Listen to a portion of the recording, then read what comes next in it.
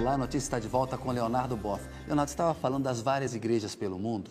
A gente vê que hoje há uma hegemonia europeia. No Colégio Cardinalício, né, há uma maioria europeia muito forte. E dentro dos europeus, os italianos são uma bancada, forte, né?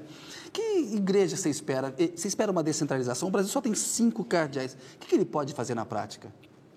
Eu acho, Kennedy, que uma coisa que ele pode fazer imediatamente e não custaria muito, por exemplo, o dicastério das missões, bota na Ásia.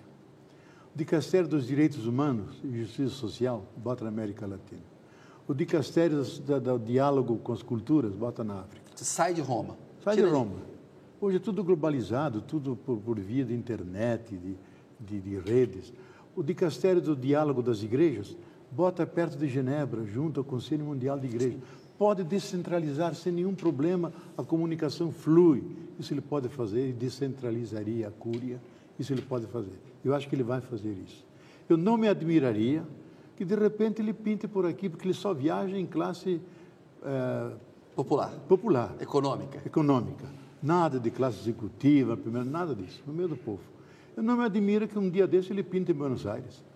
E vai ver a casa dele, o apartamento dele. Buscar os livros. Buscar os livros, as anotações dele. Não me admiraria. E não perguntaria a ninguém, porque não precisa perguntar. E então, eu acho que nós vamos ter surpresas. Tem novidades. Novidades. Leonardo, então vamos falar de desafios específicos. Questão da pedofilia, que nós comentamos. Como é que ele pode resolver? Ele tem que, por exemplo, ele pode reabrir investigações? Ou ele vai colocar uma pedra em cima disso e dizer, ó, daqui para frente vai ser diferente? A igreja tem que pedir perdão por isso? O que você acha? Olha, eu acho que ele tem que fazer mais do que Bento XVI. Fazer realmente uma comissão da verdade para tirar limpo, porque é a coisa que mais envergonha a igreja e é uma coisa criminosa. Não é um pecado que você confessa e está absolvido. É um crime que você leva aos tribunais. Que não basta afastar do sacerdócio e dizer tudo bem, né? Colocar uma pedra em cima, não basta. Não basta. E eu acho que o segundo passo, como há uma crise institucional da igreja, por exemplo, o Brasil, pelos números de católicos que tem, deveria ter pelo menos 100 mil padres. Tem 17 mil, dos quais 7 mil são estrangeiros. Então, em termos institucionais, é um fracasso. Então, eu acho que é a pedido de muitas igrejas, que aqueles padres que deixaram o ministério e casaram, possam voltar. E, inclusive, João Paulo II... Mas você tem que acabar com o celibato na igreja. E o João Paulo II fez com um casal lá em Novo Hamburgo, mas não façam propaganda. Padres casados com seus filhos, que são coroinhas, e permitiu. Então, todas as igrejas fizeram isso, só que a nossa que não. Eu acho que ele, no seu senso pastoral, vai fazer isso e vai colocar em questão a lei do celibato. Porque o que une o problema dos pedófilos é a questão de uma sexualidade não integrada. Muito reprimida, né? Reprimida. E não é só a questão, uma compreensão, digamos, sexual genital, mas é uma compreensão mais profunda do ânimos e da ânima, do masculino e feminino, da inter-relação homem e mulher que enriquece as pessoas e juntos são imagem e semelhança de Deus. Então, eu acho que essa discussão vai ter campo aberto para ser discutida, isso fará bem à igreja, ajudaria a sair desse impasse tremendo que ela se meteu. E esse é um problema que eu acho que... Agora, eu vejo 3 problemas, se você me permite. Por favor. Olha, primeiro ele tem que colocar ordem na Cúria Romana. Isso é imediato e porque escandalizou demais. E aí o Banco do Vaticano é um ponto importante disso, né? Mas vai lá, desculpa. Dos dinheiros do Vaticano e também a ordem interna e a luta pelo poder e as disputas entre cardeais. Isso é um problema grave e tem que ser imediato. Segundo, ele vai querer suscitar a questão da justiça social mundial, que é um tema que ele continuamente volta e diz que a questão dos pobres no mundo não se resolve sem os pobres, então tem que passar pela mediação dos pobres e não passar pelo assistencialismo e a caridade cristã, tem que ser justiça. E a justiça é para diminuir as desigualdades. E isso é um desafio para os governos e para todos os cristãos ajudarem nessa... Então, eu acho que essa atitude dele vai reforçar as democracias latino-americanas de cunho popular, que fazem políticas republicanas, como Lula fez, estão fazendo na Venezuela, em vários lugares da América É Latina. porque ele já teve muito atrito com a Cristina Kirchner, né? É, por causa da questão dos pobres, exatamente. Porque ele insiste nessa questão da justiça social e da profunda desigualdade que tem na Argentina. E como o cristianismo é oficial na Argentina, ele sempre caminhava junto com o governo nesse matrimônio meio incestuoso. Ele se afastou disso, fazia críticas. De tal maneira que na grande celebração anual dos governos da Argentina, cantavam o Te Deum, etc., a Kirchner e o Nestor arranjavam alguma viagem para não estar presente, porque o cardeal fazia um discurso político, cobrando justiça. Agora, um terceiro problema, que eu acho que vem do lado franciscano dele, que é a questão da situação da terra, da situação da vida. Porque nós vivemos uma ameaça séria de que a vitalidade da terra pode ser destruída e há o risco de nós desaparecermos como espécie e destruirmos nossa civilização. Até o Bento XVI havia incorporado um pouquinho de um discurso ambiental. Mas muito pouco, muito pouco. Então, eu acho que ele, como franciscano, São Francisco chamava a terra de mãe terra, que nos dá tudo que precisamos, ele vai incluir essa realidade, porque aí descentra o problema. O problema não é que futuro tem a igreja, que futuro tem a humanidade, que futuro tem a vida. E como é que as igrejas e a Igreja Católica ajudam pedagogicamente, com uma vida mais espiritual, com uma sobriedade compartida, contra o consumismo. Como ela pode colaborar para salvar a vida e garantir o futuro. Porque se nós hoje, Kennedy, imaginarmos a máquina de morte que já está montada em armas químicas, biológicas e nucleares, podemos destruir por 25 formas diferentes toda a humanidade. Isso Gorbachev vive dizendo nas nossas reuniões da Carta da Terra. E junto a isso tem o aquecimento global. Então, ou nós fazemos alguma coisa séria, ou não haverá uma arca de Noé que salve a vida. E o Papa tem influência internacional para ter um papel importante nisso. E o Papa, ele é o grande, digamos, é o grande arquétipo do Ocidente, arquétipo do sagrado, tem uma autoridade moral extraordinária, que tem 2000 anos de história. Então, uma fala dele, rigorosa, insistente sobre isso, poderá influenciar nas políticas de preservação da vida, de mais igualdade da nação e de uma governança global. E isso eu acho que vai ser uma coisa importante. Esse terceiro ponto é interessante. Leonardo, eu queria ainda ficar um pouquinho na coisa dos escândalos financeiros. A gente viu que tem lá um dossiê. O Vaticano precisa ter um banco? Faz sentido. A gente teve no Brasil aqueles bancos estaduais que quebraram vários estados. Em São Paulo, houve um governador, o Quercia, que quebrou o Banespa para eleger o sucessor, o Fleury.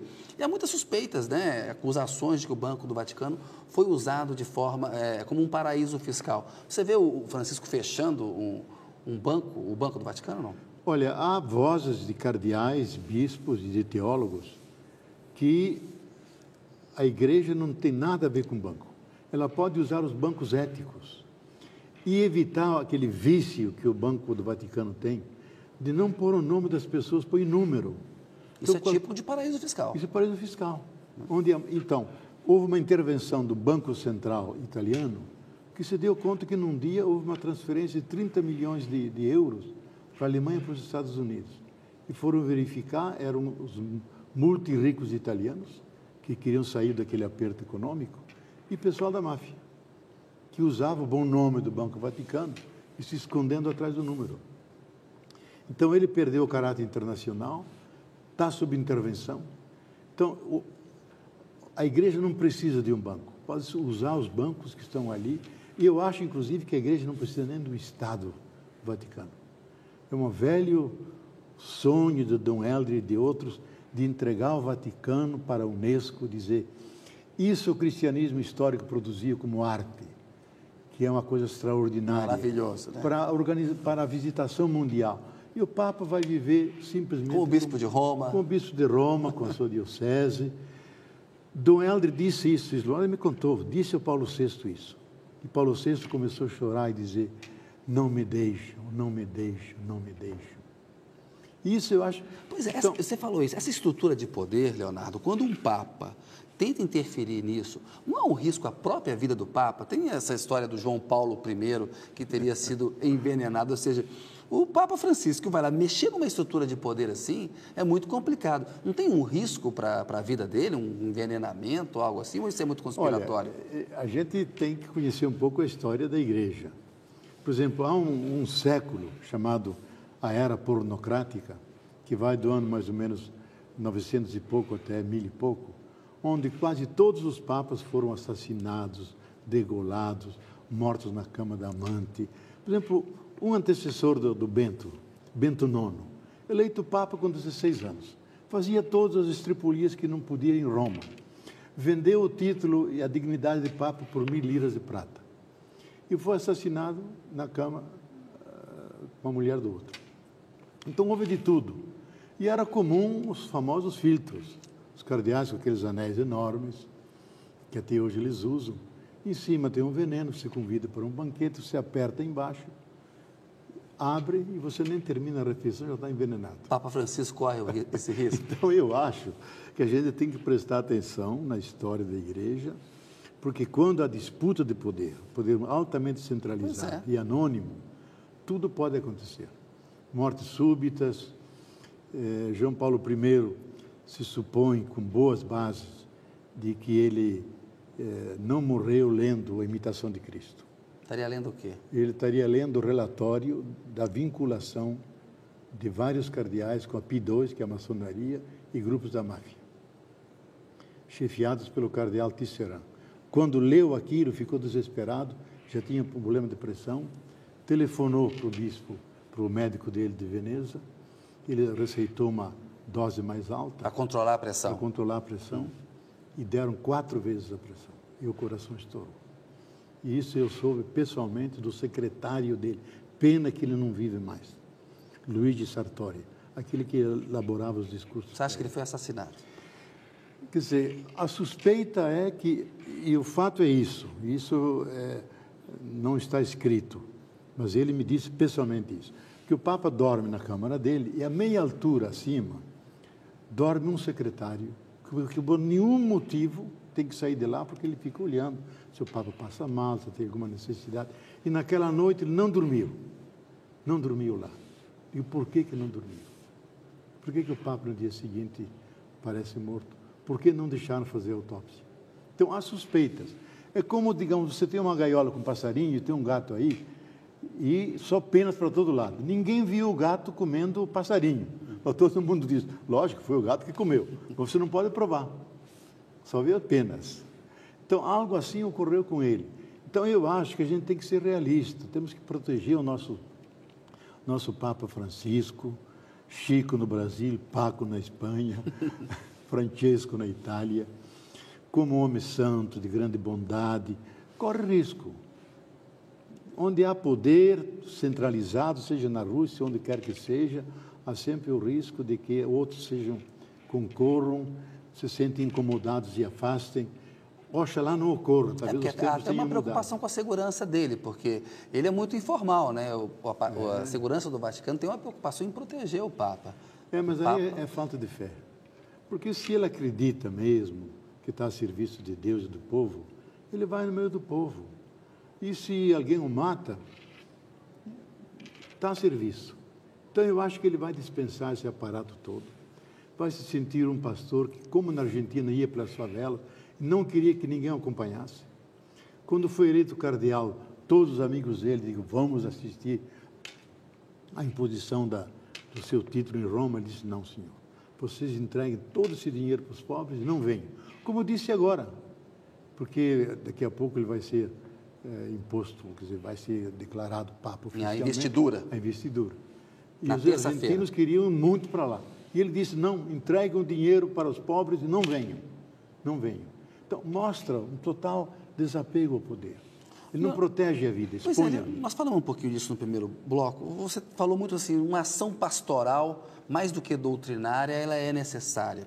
Agora, basta a ação pastoral para uma igreja que parece, Leonardo, que perdeu uma conexão com a vida real dos seus fiéis, para quem o casamento gay é uma realidade, o uso da camisinha é uma realidade, ou seja, não tem muito preconceito para ser vencido e a igreja se modernizar, ela não vai ter que transgredir aí os seus princípios, aquela história do Bento XVI, de uma igreja menor, mas coesa, unida, de santos?